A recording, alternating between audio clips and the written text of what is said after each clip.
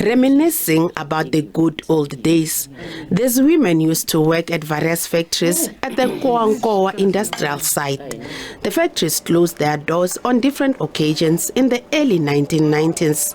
The women have since struggled to fend for themselves and their families.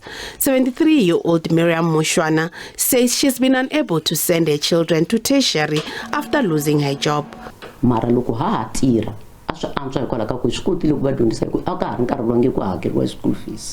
I am really struggling. My children couldn't even get tertiary education. While I was working, I was able to get my kids up to grade 12 and build a home for them.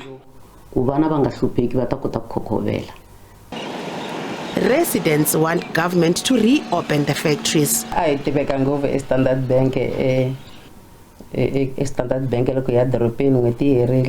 We felt so special. Employees of David and Agnes even had their special queue at banks in town.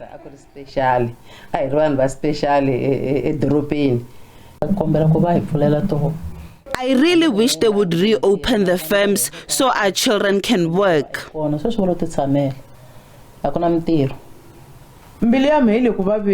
My heart breaks when I see the abandoned buildings while my children are unemployed.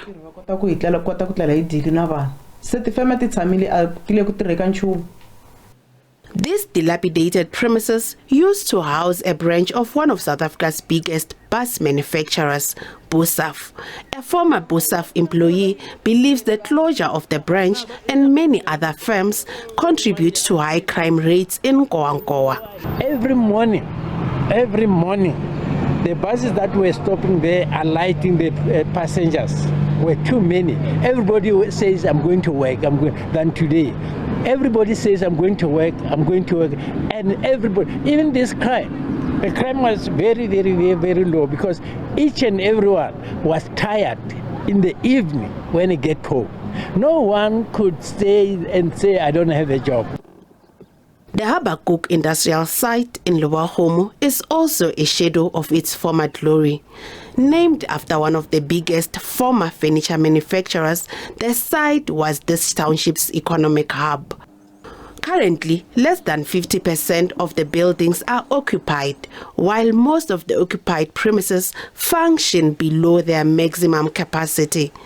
On the streets of Lebowakgomo, these workers say it's hard to keep afloat since the closure of the firms. I was close to that firms. My village, Makurun, neighbors the firms. A lot of people in the village lost their jobs when the firms closed.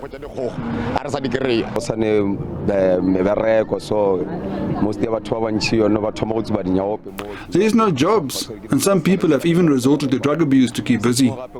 We used to get chicken at cheap prices at the factories. We are now forced to travel to Polokwane for stock, and it's very costly.